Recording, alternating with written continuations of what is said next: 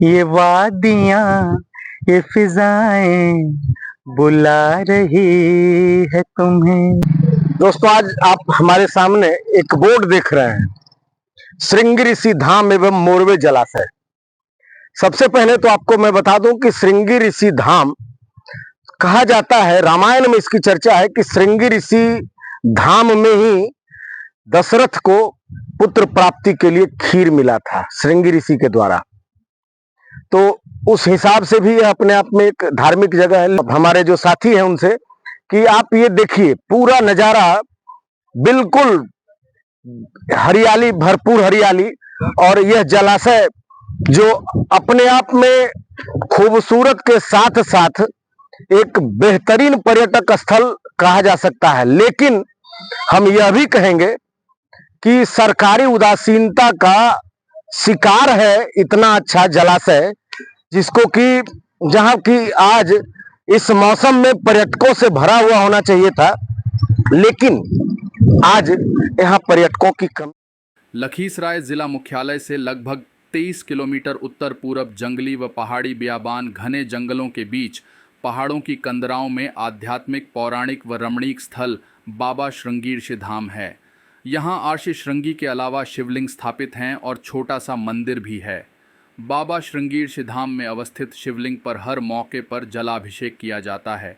बगल में पार्वती, बजरंगबली, बाबा श्रृंगीरशी सहित कई अन्य मंदिर भी हैं।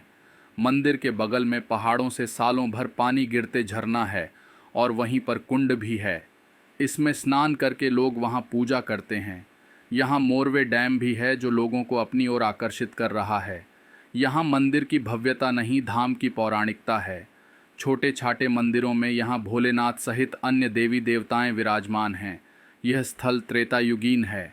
अयोध्या के राजा दशरथ और श्री राम सहित उनके 4 पुत्रों से जुड़ा यह स्थल है। श्रृंगीरशी की पहाड़ियाँ, झरने और कुंड आकर्षण का केंद्र है। मोरवे डैम के बड़े क्षेत्र में नीली झील पहाड़ियों पर से देखकर बहुत ही मनोरम लगता है। पौराणिक पुस्तकों के अनुसार यहाँ पुत्र प्राप्ति के लिए राजा दशरथ ने यज्ञ किया था और भगवान राम सहित 4 पुत्र भरत, लक्ष्मण एवं शत्रुघ्न के अवतरित होने के बाद उन 4 का मुंडन संस्कार भी यहीं कराया था। बाबा श्रृंगीरशी धाम की विशेषता यह है कि अब भी यहाँ पुत्र रत्न की प्राप्ति के साथ ही अन्य मनोरथ के लिए दूर दूर से लोग यहाँ पहुँचते हैं। यहाँ सालों भर अनुष्ठान और हवन का कार्यक्रम चलते रहता है। वसंत पंचमी का मेला यहाँ का ऐतिहासिक होता है, जिसमें दूर दराज के क्षेत्र से भी लोग पहुँचते हैं। प्रत्येक दिवस विशेष एवं पर्व त्योहार में लोग स्वतः खींचे चले जाते हैं। झरने के कुंड में स्नान करने से सारे पापों से मुक्ति मिल जाती है और चर्म रोग का नाश भी होता है। चूँकि यह स्थल आर्षि श्रृंगी की रही है, इस कारण यह तपोभूमि है। मान्यता है कि राजा रोमपाद ने अपनी दत्तक पुत्री शांता, जो राजा दशरथ से गोद लिया था, उनसे आर्षि श्रृंगी का विवाह रचाया। यह क्षेत्र रामपाद के अधीन था। विवाह के बाद राजा ने ऋषि को यह जंगली क्षेत्र अपनी तप एवं साधना के लिए दे दिया था। तब से यह स्थल श्रृंगीरशी धाम कहलाया।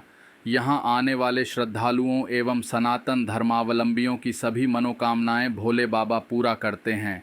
15-17 साल पहले जो सरकार थी, उस समय याद है मुझे और लोगों को भी कि यहाँ एक चिड़िया नहीं आ सकता था भय के कारण। लेकिन आज सरकार की अगर उदासीनता है तो सरकार की ही देन है कि आज हम यहाँ मौजूद होकर आप तक यह खबर पहुंचा रहे हैं। यह जगह जो अपने आप में भरपूर हरा भरा होना चाहिए था, प्रकृति ने तो हरा भरा कर रखा है, लेकिन पर्यटकों की कमी है। पर्यटक अगर यहाँ आए, इसको सरकार अगर अपने देख रेख में ले तो बेहतरीन इसका रिजल्ट मिल सकता है। पर्यटकों की संख्या यहाँ बढ़ सकती है। और सबसे बड़ी बात यह है कि मैं आपको बता दूं, यहाँ आने का जो रास्ता है, लखीसराय जिले के चानन प्रखंड का यह श्रृंगी ऋषि धाम जो बेहतरीन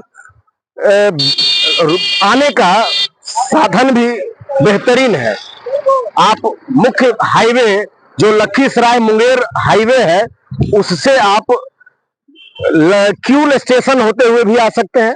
दूसरा रास्ता है कि आप मानो रामपुर होते हुए उसके आगे एक सड़क है, जहां से दाहिने आप लखीसराय से अगर आ रहे हैं तो दाहिने आएंगे, और दाहिने से आप जलप्पा स्थान होते हुए एक और धाम है जलप्पा स्थान, जहां दूध चढ़ा जाता है, वहां दूध चढ़ता है। तो जलप्पा स्थान होते हुए अच्छी सड़कें हैं। 2022 के बाद यहाँ अच्छी सड़कें बन गई। पहले तो सड़कें अच्छी नहीं थी, लेकिन नीतीश कुमार के प्रयास से या इस सरकार के प्रयास से सड़कें अच्छी हो गई है। बात खबर करके उसको मुद्दा अगर बना करके इसको सजीव किया जाए, और नहीं तो फिर इसका निजीकरण करके इसका उद्धार कर दिया जाए, तो हमको लगता है कि आने वाले समय का ये बिहार का अरुणाचल प्रदेश होगा, मेघालय होगा, ये जहां तक मैं समझता हूँ। जैसा कि हमारे एक पर्यटक बता रहे थे कि निश्चित रूप से गर्मी में ठंडा पानी और ठंड में गर्म पानी, जो मैं आपको बताना भूल गया था। और यहाँ के जो लोग हैं, जो यहाँ के स्थानीय निवासी हैं, जो स्थानीय यहाँ के मूल निवासी हैं, वो बताते हैं कि जितनी शीतलहर उतना गर्म पानी, जितनी तपिश, प्रकृति के बिल्कुल विपरीत वहाँ का वातावरण, प्रकृति के बिल्कुल विपरीत वहाँ का पानी है। तो सब आप समझ सकते हैं कि खासियत इसकी क्या है। बाकी सरकार अगर चाहे तो ये एक बेहतर राजस्व देने वाला पर्यटक स्थान बन सकता है श्रृंगी ऋषि धाम। ये प्रकृति की खूबसूरती ऐसी है कि जब भी मन प्रसन्न करता है तो इंसान अंदर से गुनगुना देता है। ये प्रकृति की गुनगुनाहट ही है। आप इसको देखिए तो फिलॉसफी जो कहती है वो ये प्रकृति का सौंदर्य, प्रकृति की संगीत है। ये हवा जो है, ये पानी का कलकल है, अपने आप में संगीत है। अब जब सारा वातावरण संगीत में हो तो इंसान तो गुनगुना उठेगा, खास करके जो सौंदर्य प्रेमी हो, प्रकृति प्रेमी हो।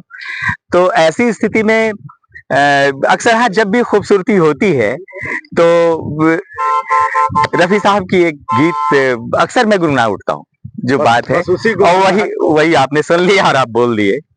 देखिए मैं कोशिश करता हूँ ऐसे, मैं भी बिल्कुल बाथरूम सिंगर की तरह ही आप। हाँ जी जी जी जी जी बिल्कुल, बहुत अच्छा लगा। देखते हैं। ये वादियाँ, ये फिजाएं बुला रही है तुम्हें, ये वादियाँ, ये फिजाएं बुला रही है तुम्हें, खामोशियों की सदाएं बुला रही है तुम्हें, ये वादियाँ, ये फिजाएं बुला रही है तुम्हें।